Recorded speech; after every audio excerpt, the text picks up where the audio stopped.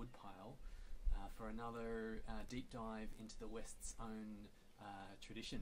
And I have here with me my wonderful apprentice, fully qualified herbalist Miriam Latif. Hello. And today we're going to be looking at this incredible treasure, this lost Hippocratic treatise, which is on the soul and embryology and consciousness itself. And before we get into it, I wanted to ask you, Jimmy, why is it important that we know this? Good question. So let me zoom back and answer that question from as far back as I can first. And that is, why we're here having these conversations full stop is that the West has an incredible wisdom tradition, and it's lost contact with it completely. It's lost contact with its medical tradition, and it's lost contact with its cultural and spiritual roots. And so we look for that in the East, and the East has got an amazing tradition, but it doesn't heal the wound that needs to be healed, that is there at the heart of the West, right? Remember, 100 years ago, Anglo wrote The Decline of the West. There's this sense that it had lost something really precious and important, and that was in 1915 or something like this. And so broadly, we're connecting with our roots, and we in order for transformation to take place on a global scale and in westernized cultures, or at least in the West, then it's not the myth of progress of just sort of like da-da-da-da forward, but it's a process of renaissance, of rebirth, of revisiting, of going back to our roots, of looking back to where we came from. In the same way that as a client and as an individual, you have to constantly reevaluate your past so that you can understand what led you here. Does that make sense? Yeah, that's the answer to what the situation is now is in the past, not in the future, because it's the past that led to the present. It determines. The past is futuring. That's why in the ancient world the past was very much alive. It's a creative, generative force day by day. And that's the same for you and I, right, in our lives, right? And it's the same for everyone listening, is that their past is alive today. And so we need to evaluate it. So that's the largest resolution on it. But the next one down on this is that it's a kind of Hippocratic creation story. And broadly people have the wrong idea on the Hippocratic tradition, because the story that they've heard is a story that's been told by orthodox modern medicine, which traces back and looks at the particular rational components of it and says, look, we're connected to this tradition. But the Hippocratics were not atheists. They embraced the religion and culture of their time. And they were a lot more integrated and a lot more mythopoetically inclined than scholarship for the last 100 or so years has given them credit for. It's amazing how rich and vibrant it is. And so this is going to showcase some of that. You're like, wow, that's Hippocratic. That's my sense when I encounter this material. And two, it's a creation story. It's the creation story of you and I and every baby that's ever been born, right? And creation stories, there's no getting around them, right? You have to have a creation story. Ours is the Big Bang, or Darwin's warm pond, or, the embryo, the sperm, the ovum. And creation stories of all kind, they are an anchor for the worldview that you have. They're what hold us into place in a particular perspective or paradigm or culture. So every culture, every business, Apple has a creation story, science has a creation story, Rome had a creation story, and the universe has a creation story, and every loved child has a creation story as well. And so it's profoundly anchoring for us. And as a tradition, as herbalists or naturopaths or integrative doctors, we need anchoring in our tradition. It establishes the nature of being in the creation story. Right? What's real here? What are the memes, the myth themes inside it? How am I doing? Does that make sense? Yes, yeah. Okay. Perfect. And so the final layer, that's the first two layers. The final layer is that these teachings, these stories, contain imagery, right? Contain this rich imagery. And our sense of images is that they're not real things. It's just, pictures on Netflix. But in the ancient world, and for the Greeks, the notion of an image was an eidolon.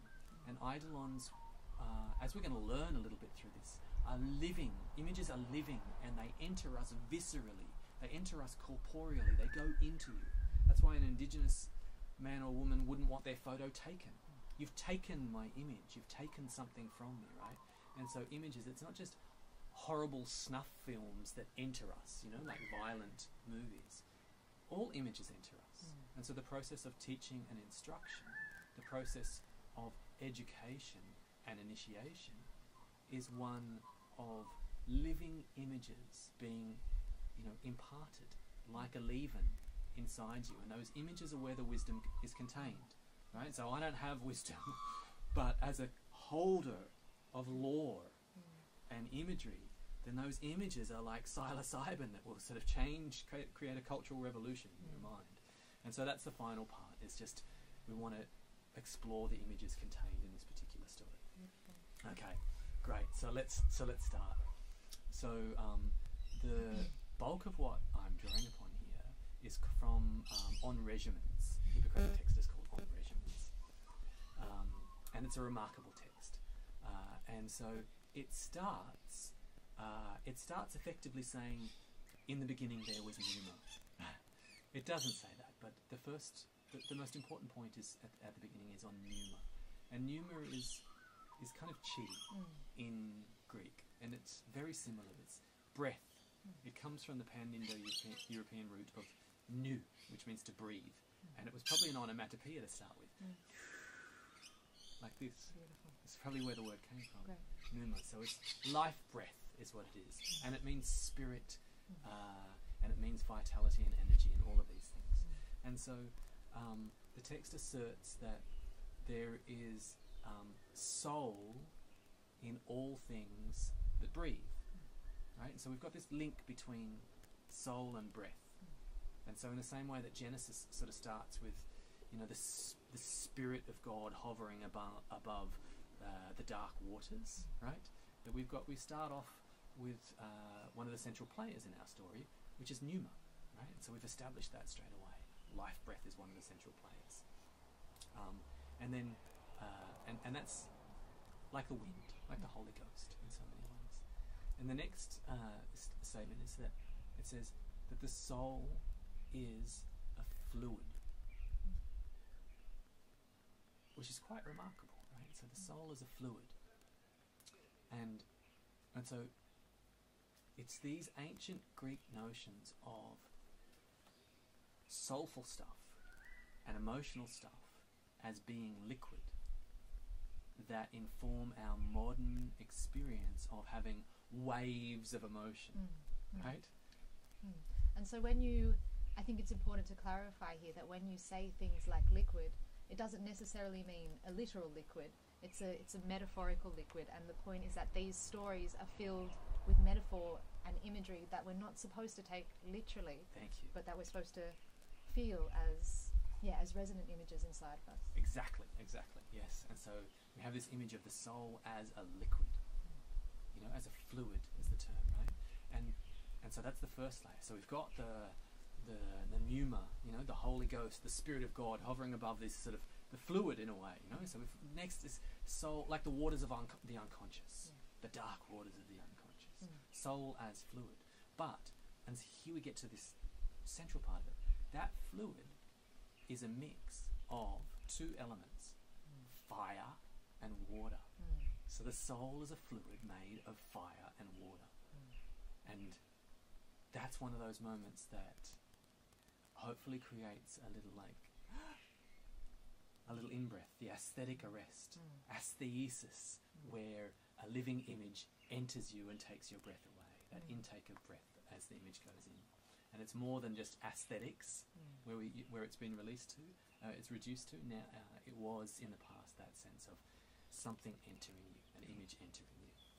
So we've got the soul as a mix of fire and water. And as you said so beautifully, these things are not literal elements. Our notion of truth and of literal truth is a very modern notion. And so we must understand them mythopoetically. We must understand them as images and symbols, right? And so in one way, although we don't want to reduce a statement like that to anything. In one way, it's something like that the soul has an active element and a passive element. That there's a duality. There's these two opposing forces. Yes. Like, you know, the author could have said the soul is composed of the sun and the moon instead, right? When I first heard it, it made me think of how, you know, our deepest essence is composed of two sort of diametrically opposed concepts or elements that are in opposition but also engender each other. So like you said, it could be any pairs. That's that right. Yes, but the chosen one are fire and water, which are an archetypal opposition, right? Fire and water. And so the next part along, so we've got these three players, you know, pneuma, life breath, fire and water, and the soul, which is a composite of these two things. And the next part that the text points out is that it says that the soul moves around through the body, flows through poroi, which means conduits or channels or meridians, something like this, right? And so the soul is moving, flowing through channels inside the body. And so that's just is a dropped bomb in so many ways. He's like, what are these channels? What are these channels, you know? Does Greek medicine have these things that are like meridians? And the answer is kind of yes and no. It's full of, and that's another talk, so we're going to have to leave that to the side a little bit, of the notion of poroi, of channels and conduits in Greek medicine. But in addition, so it's there, it moves through channels, but the notion of channels in Greece encompasses, on the one hand, pipes like the digestive tract. On the other hand, it encompasses mysterious pathways that are physiological or non-anatomical or functional in nature, or, you know, something like this. On the other hand, from the classical period on, they spoke of poroi nosai, or something like this, right? Channels of understanding. And Zeus has these poroi channels of understanding that are difficult to untangle. Something like this in Homer, right? And so we also, and in Ayurveda have manas shrotas, which is mind channels. The channels through the body that the mind flows. And so we've got this as one of the channels as well. So the soul is following through channels, conduits, right? And these conduits are diverse, but some of them are soulful, sentient channels. Does that make sense? It does, and I just think it's beautiful to stop and pause. How, you know, commonly we associate meridians and channels with Ayurveda or Chinese medicine, but that they show up here in Western traditional medicine as well, and that's just something great to appreciate. It is. It's really beautiful. There's so much that people have often forgotten in Western tradition. Okay, so that's just the backdrop, right? Because we've got the players here, and we've got a sense of what's real, what's happening, what's the nature of stuff, what's the language that we're talking about in terms of, it's a creation story. What is being created? What is real? It's got all of these bits inside, right? It's not talking about atoms. It's talking about soul, right? Because what is real is being. It's not, being is what's real. Soul stuff is the fundamental part of it. And so the body of the piece is focused on conception. And so it starts off speaking about semen. And so semen or seed is something that both men and women have, right? And so there's male semen, male seed, and female seed. Now, jumping outside the Hippocratic text for a moment, we learn from Aristotle that that male semen in particular, which was in some conception stories seen to merge with the menses, the feminine blood and male semen. There's the churning of these two oceans, like, you know, these two rivers, a white river and a red river, and that we're born out of that. Right? It's something like this. And that the Sorry, sweet friend. We had a notification on my phone. That male semen is a vessel for principle, for logos, that it moves the menses not through mechanics but through intellect. So the ejaculate is not just a fluid; it's a principle. And so we have to understand what we're talking about here. It's just that when it's talking about semen, we have this sense that it's meaning something that is actually continuous with the notion of logos as well, of principle, of order, of intelligence, of raw intelligence. Structure. Yes, all of these things, right? It's not our modern notion of sperm, which is different, right? Because once again, sperm or semen is a metaphor in Yes. this case. And so semen means seed. So the seed that is being sown is not the seed of a material, lumbering, Darwinian robot that some modern commentators see us as, like a kind of meat suit determined by its genes, right? It's not a seed for that. It's a seed for being, which is non-material, or not just material, is larger than that. So it's a seed of something that is much larger than being the seed of a machine, which is what our current genetic packets are, right? So we've got this. So the semen is mixed in the two semens are mixed. In some tellings it's semen and blood and menses, in this one it's the two semens that are mixed together during the act of coitus. And so whilst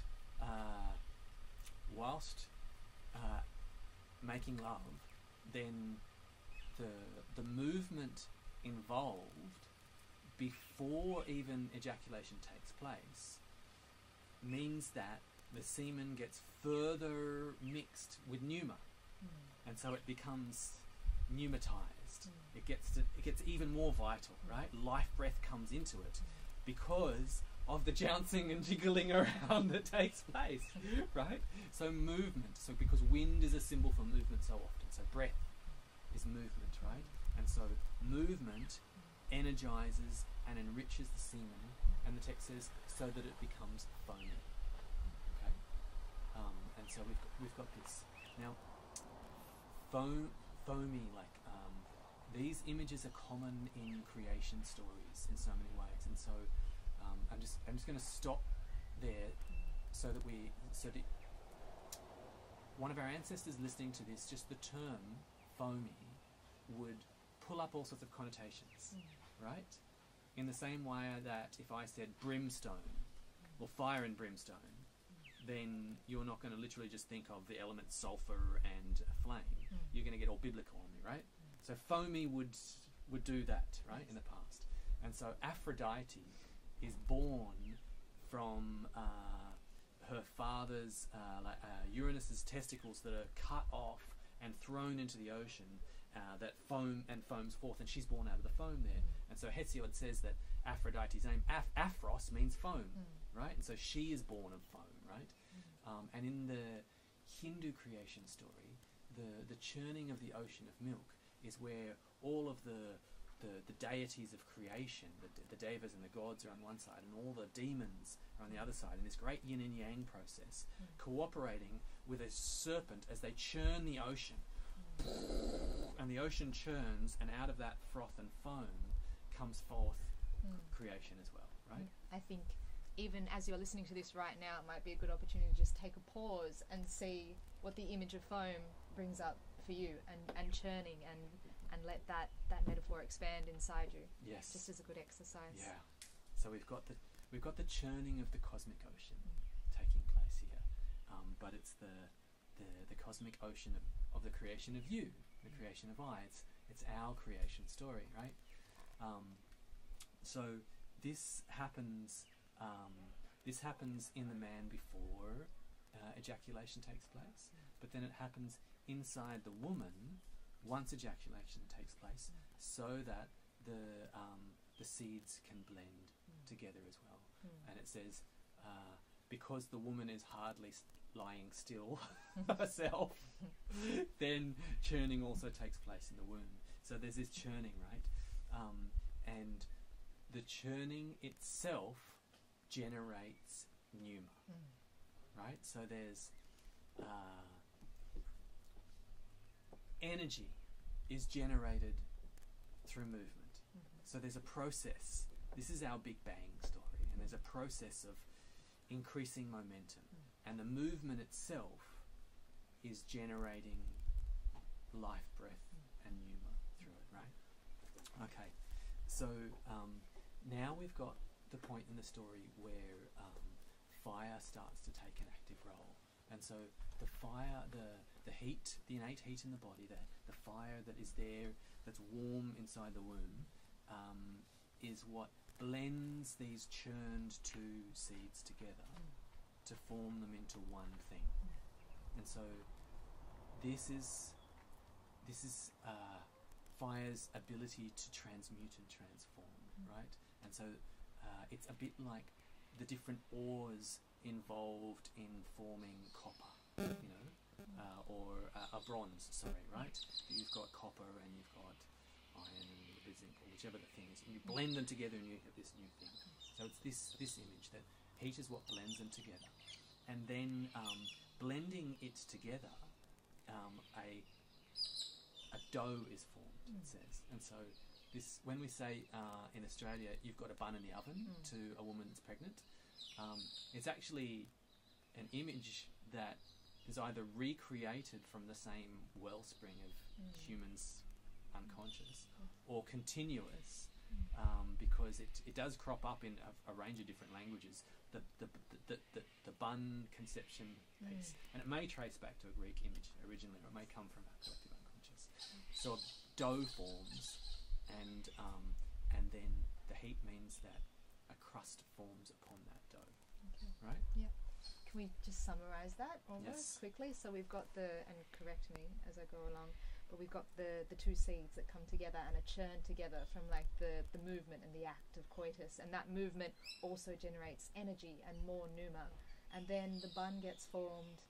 How does the bun get formed again? The churning and then the heat of the woman's womb Heat of the woman's womb. mixes Cool. those two ores, those two seeds, those two semens together, Great.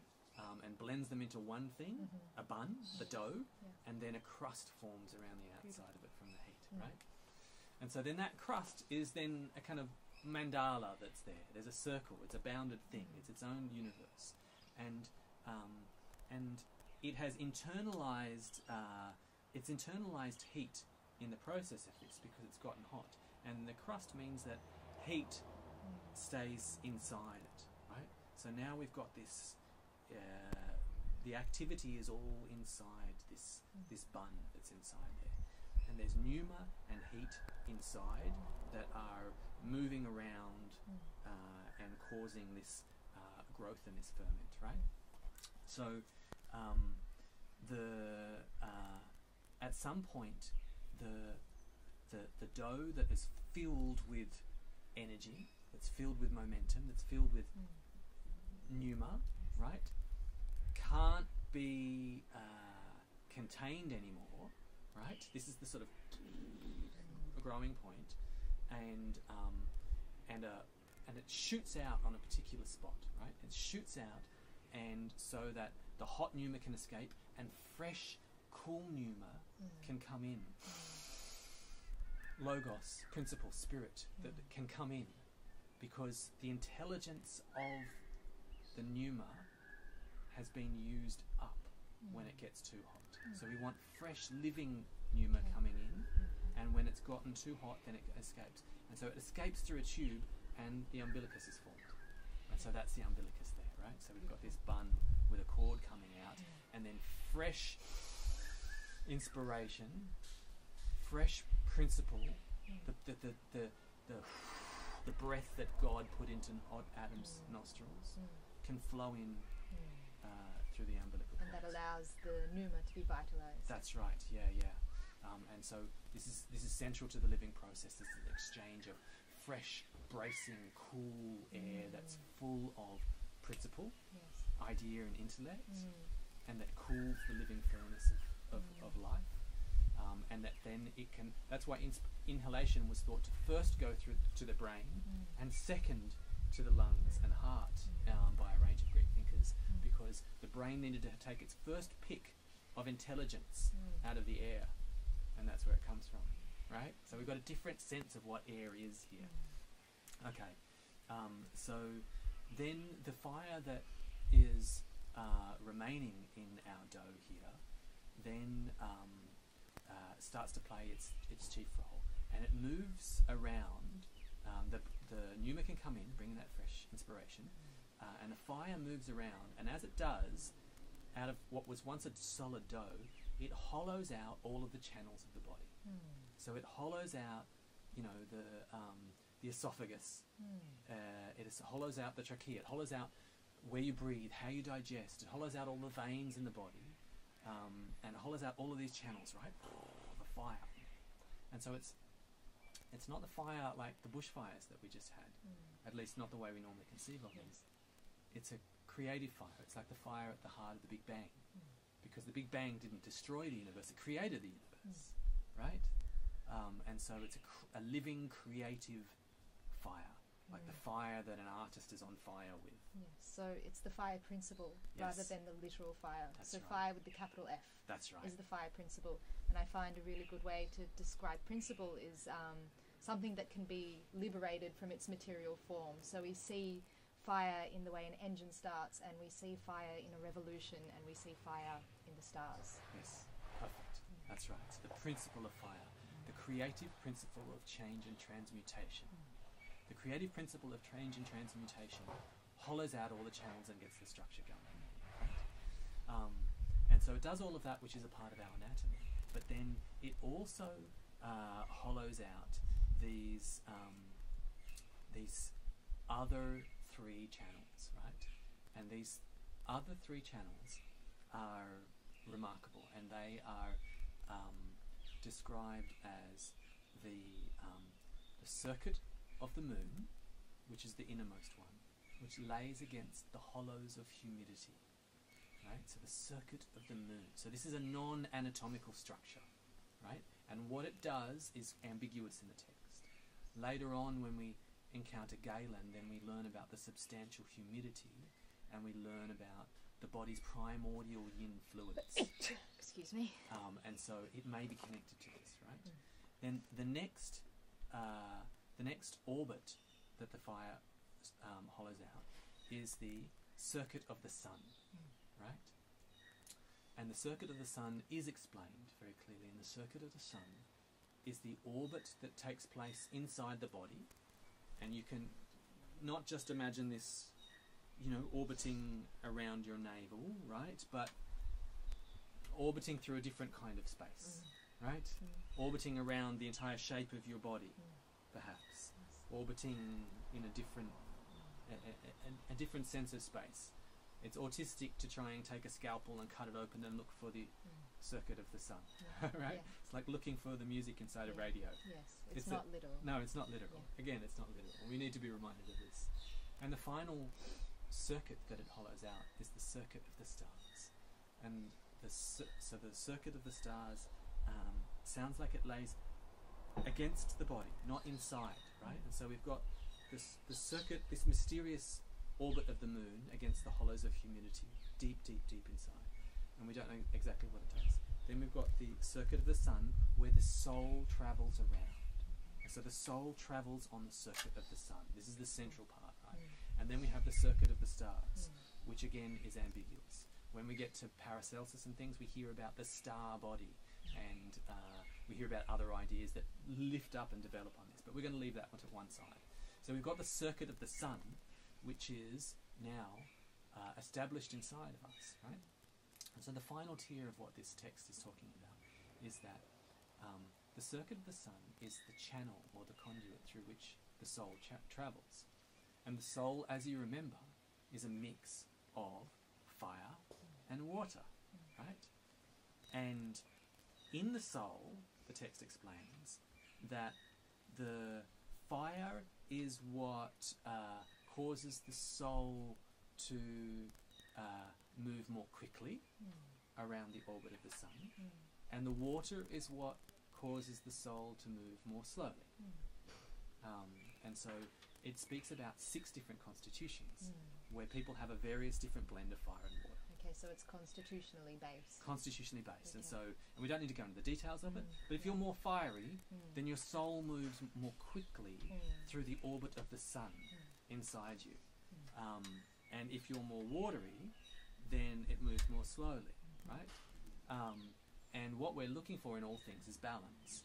So if you move too quickly and you're too fiery, then it will be out of balance. And if you move too slowly, then it will be out of balance as well. So we're looking for some sort of happy medium there, and that's the constitution. Now, the next part of this, of why this is so relevant, is that as the soul moves around the circuit of the sun, what it's doing is consuming the effluvia, I think is what Empedocles called it, the sensory particles that come off things. So for us, when we look at something, we just get an image, and it's an image. Maybe there's light that is striking the retina, right? But all of the senses were seen to be consuming things that were streaming off them.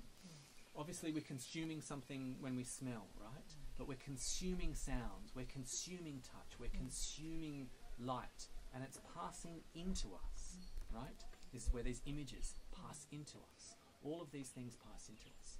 And so we're consuming them, they come into us, and then it is the soul that then consumes these images in the orbit of the sun. And so the soul is consuming, and the faster the soul goes, the more of the effluvia, the more of these living images, the more of these sensory particles it can consume, right? And so it goes in, and therefore the wiser it grows, right? Because it's able to consume more of the sensory information that's coming into it, right? And the slower it goes, the less it's able to consume. But if it goes too fast, then it consumes too much, and it's like sensory overload. It's like a bad acid trip, and a madness ensues.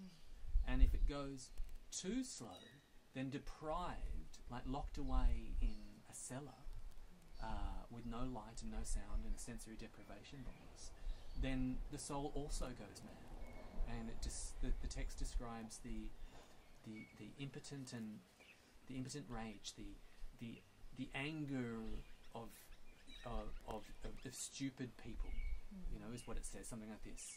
Whereas it's kind of the anger of a soul locked in a sensory deprivation box, right?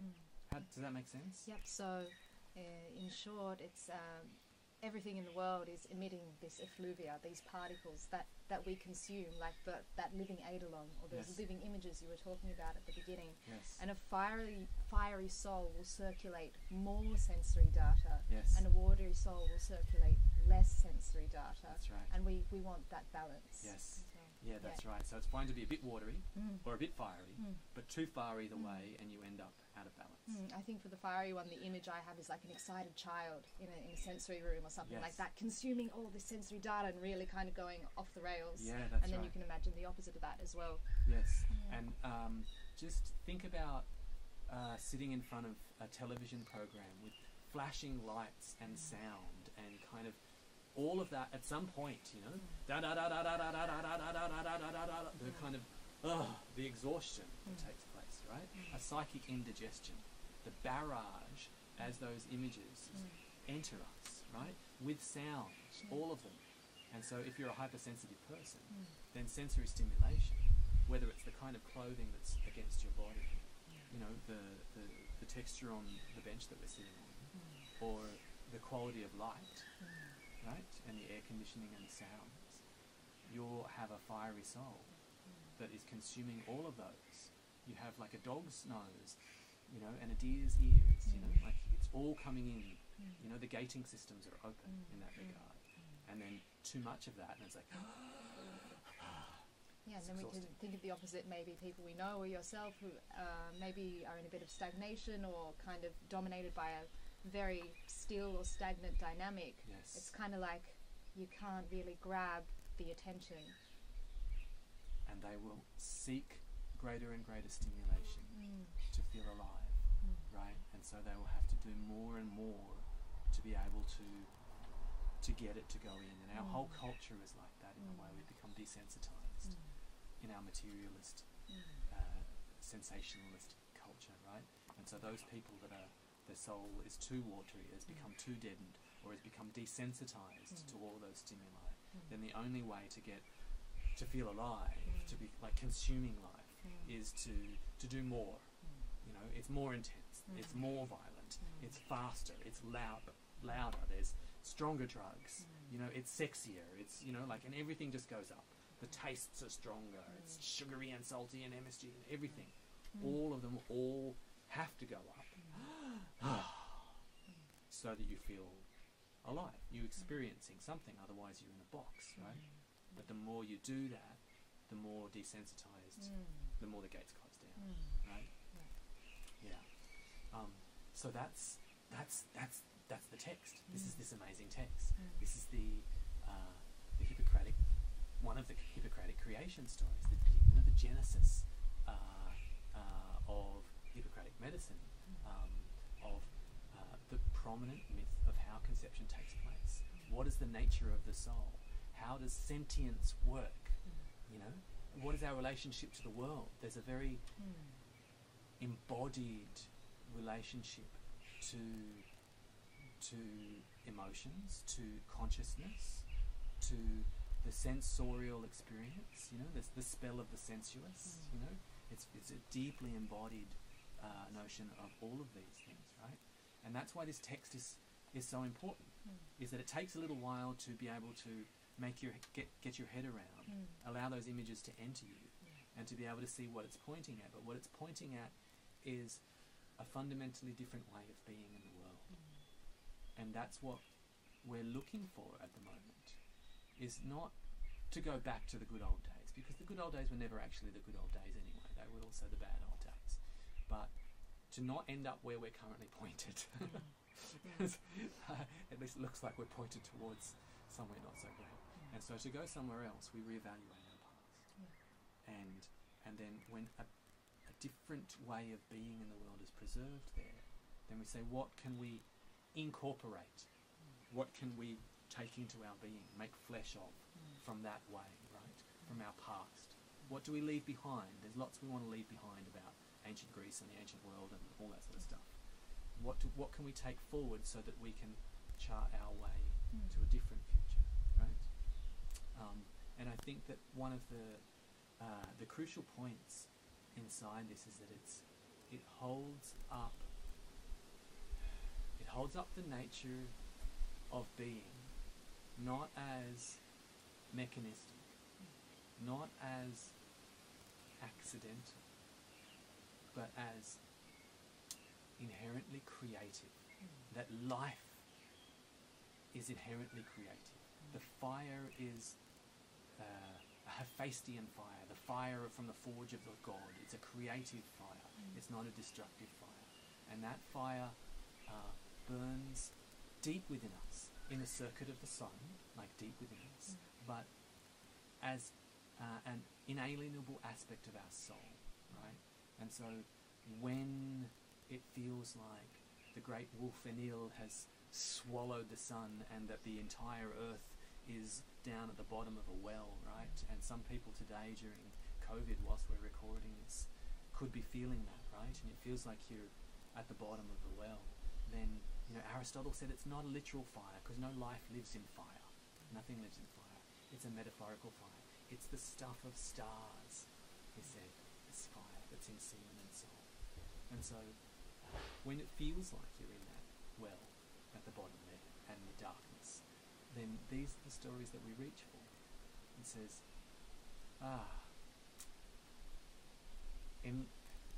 enlightenment, or gnosis as we used to term it, the journey for the experience of truth, not the accumulation of data, the experience of truth, The journey of gnosis is not the myth of progress of adding truth upon truth upon truth upon truth. It's a process of rebirth and collapse and descent into the underworld. And it's not journeying towards the light, but it is in fact bringing lightness to the dark places. And stories like this remind me that that light is innate and that we carry it within us and it is our soul, right? And I think if anything at this point in history, this is one of the things we need to be reminded of most. Beautiful. Thank you very much. Look forward to the next one. If you would like to study more with me, then you can go to drjimmy.com or look for me on Facebook and Insta. P.S. So, where were we? We just stopped the camera and it felt like the best part of the conversation took place, right? So, the best part of the conversation that took place off camera was that why do we really need a new creation story? Is that what we're talking about? Yeah, exactly. Shall I start and you can start again and I'll try roll a few again. That there's no doing without creation stories, right? Everyone's got a creation story. As I said, every business, every culture, everything, right? And that creation stories have within them a whole bunch of assumptions that they don't talk about. And those assumptions are what is real and what is valuable, what's really real. And so our creation story is about how, pebbles and atoms came to be. Because pebbles are things. They're really real things. Whereas relationships, love, lust, all these sorts of things, they're not really things. So they're not contained in the Big Bang. And the theory of everything that Hawkins is working on and everyone else is working on is not going to explain love. Yes. Obviously, right? Because love's not a thing. Yeah, and what you were saying before is that the inherent assumptions in our current creation stories are based on chance and, what was it? Chance, as that there's the thing is atoms. Yes. What's really real is materiality, right? What can be quantified like that. And that because it's a reaction against the previous creation story, the Genesis creation story, then and the prime generative force was God, then it's just like, there's none of that. We're making a story without that. That's exactly, you have to understand modern science is its reaction to its father that it didn't like, the religious father, right? And so it's wherever they put God before, we now put chance. The scientists criticize religion of saying it's a chance, it's a God in the gaps explanation. Wherever they don't understand anything, they just put God. And then God did this, and then God did that. But then science does the same thing, just puts chance. So we've got chance and atoms. Those are the assumptions inside the story, and we need a different story if we want to end up in a different posture in the world. And we live inside these stories, and as you said before, we have no choice whether we live inside a story or not. I think our aim here is to diversify the palette of stories that we are surrounded by, so then we are able to choose. But the thing about the inherent assumptions in the stories that we live by today is that we don't question them because they're just in there. The lens that you see through. Lens that you see. So we not necessarily unconsciously, but we unquestionably believe that it is chance and atoms, and that's all that there is. That's right. But we don't. The story that we've just talked about explains soul because it assumes that soul is a thing. What needs explaining? What's really real? This is the background to that story that's not said, the assumptions. What really needs explaining and what is really real? Soul. Because the nature, what is substantial, what has substance, what is really real is soul, which is all of these things that matter most to us, right? The things that you spend your life pursuing. And scientists may say one thing, but they act as though soul is what is most important as well. That's the thing. They act one way, but the story's the other. So we definitely need different stories to counter, because what is truly sick at the moment, what truly needs healing and whole making, is not our ecological policies or our political policies, I believe, but it is it's our fundamental narrative that we're living by a broken story, right? An unwhole story. And so that is sometimes described as epistemology, the way in which we get knowledge about the world, which is based upon your ontology, the story of what's real, right? There was some philosopher that said that fundamentally what's wrong with the world today is the way in which we try and get knowledge about it, right? Which is an epistemopathology. And so what we need is an epistemotherapy, right? And so storytelling, which changes what is real, what's a thing, what matters, what needs explaining, who are we, where do we find ourselves, are we dumb, lumbering genetic robots full of selfish genes, surrounded in an accidental, stupid universe that was just happened to work when all these other universes were dumb and just didn't work and science doesn't make sense. You know, it's the multiverse of all that sort of stuff. Or is there something inherently creative and intelligent at the heart of us, a God fire, you know, and at the heart of creation, right? And that's why these stories are so profound. You take them in and they foment a revolution within. And I think we feel that. I think when you just heard the story that we just spoke about, or any other stories from the ancient world, but particularly from the ancient West, it does light up something inside of you that you didn't even know was there. And so I think, you know, you can understand what we've just said intellectually, but you can also feel it interoceptively, and that's testament to the power of these stories. Viscerally, that when an image strikes you, have the aesthesis, the intake of breath as the image goes in and the soul consumes it on the orbit of the sun, those effluvia, and the story enters you. And so this talks about that as well. Fantastic. Well, I'm glad we did this postscript. See you next time. See ya.